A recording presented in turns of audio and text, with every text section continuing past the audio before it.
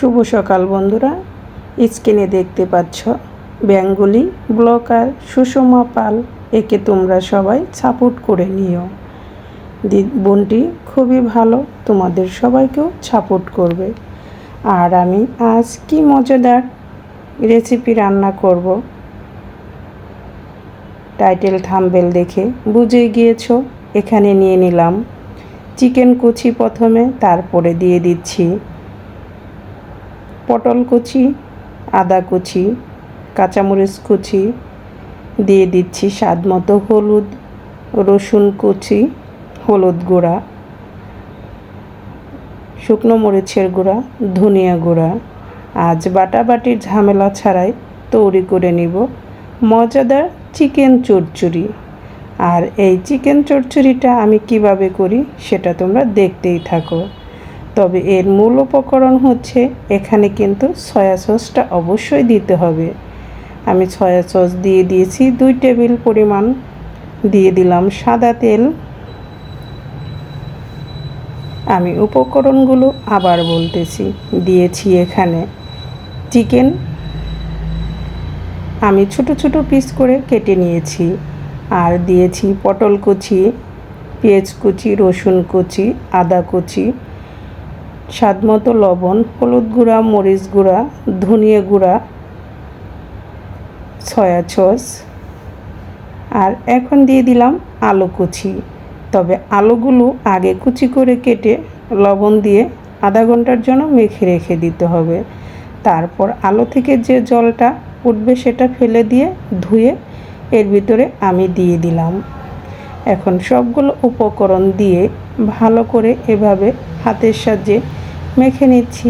মেখে আমি আধা ঘন্টার জন্য রেস্টে রেখে দেব। আমরা তো অনেকেই অনেকভাবে এই চচ্চড়ি হাতে মাখা খেয়ে থাকি। তবে এই হাতে মাখানো চিকেন চচ্চড়ি কি কখনো আমরা খেয়েছি? যদি না খেয়ে থাকো, একবার হলেও ট্রাই করে দেখো খেতে কতটা সুস্বাদু। এবং অল্প চিকেন দিয়ে এই মজাদার চচ্চড়িটা করা যায়।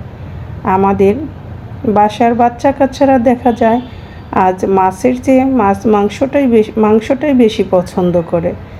তাই তো যে বাচ্চারা সবজি খেতে চায় না, তাদের এভাবে একটু চিকেন দিয়ে, এই সবজি দিয়ে একটু মজাদার অন্যরকম করে রেসিপিটা রান্না করে দিলে এরা চেটেপুটে সবই খাবে।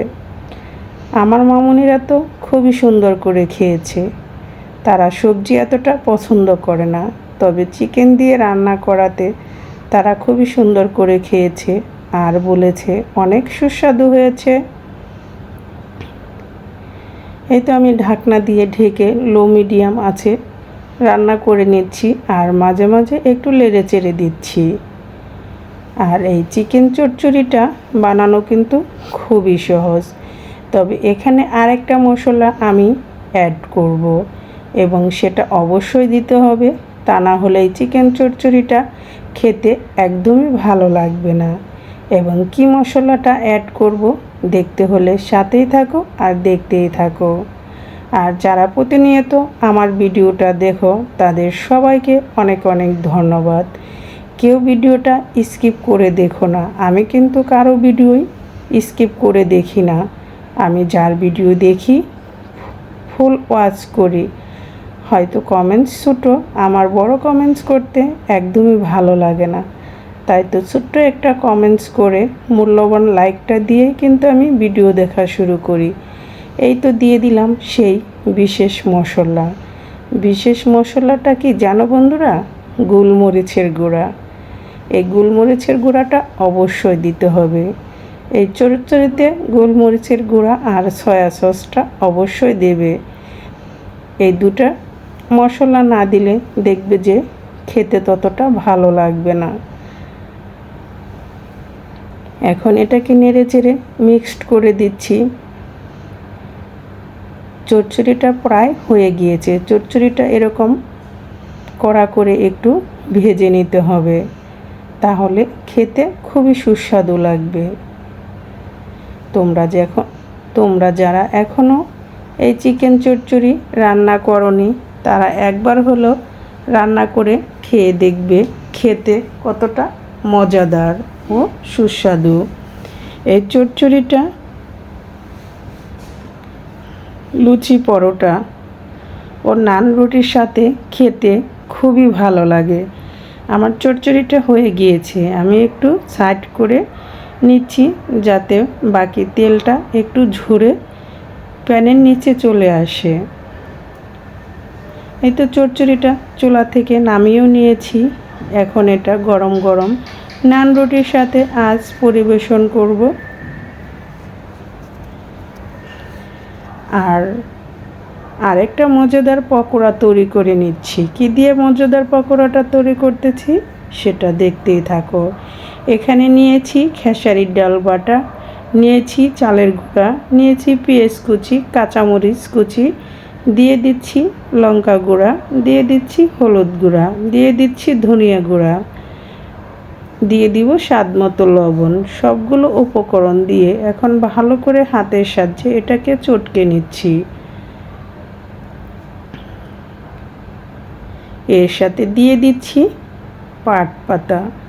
এই পাট পাতা দিয়ে খেসারির ডালের পকোড়া খেতে খুবই সুস্বাদু এবং খুবই মচমচে হয় এবং একদমই তিতা লাগে না।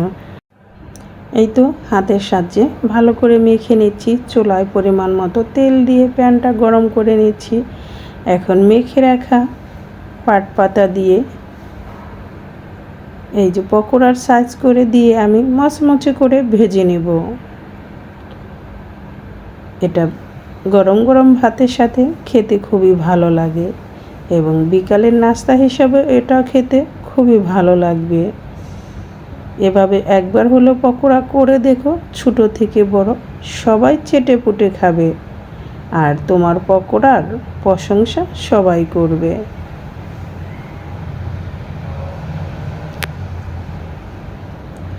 এক পাশ ভাজা হয়ে গেলে আমি অপর পাশগুলো উল্টিয়ে ভেজে নেব।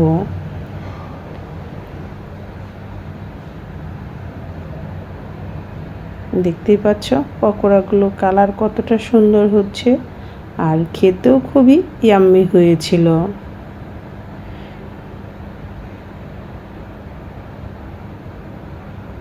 আমার ভিডিও যদি তোমাদের ভালো লাগে অবশ্যই মূল্যবান লাইকটা দিতে ভুলবে না আর লাইক কমেন্ট শেয়ার করে আমার পাশে থাকবে।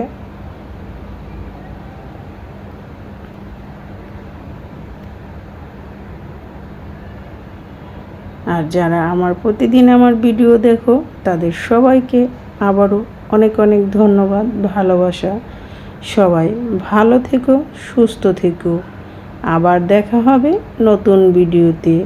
পকোড়াগুলো ভাজা হয়ে গিয়েছে, এখন চুলা থেকে নামিয়ে নেব। নতুন ভিডিও দেখার আমন্ত্রণ দিয়ে আজকের মতো ভিডিওটি এখানেই শেষ করছি। আর সবার সুস্থতা কামনা করেই আজকের মতো বিদায় নিলাম। সবাই ভালো থেকো, সুস্থ থেকো।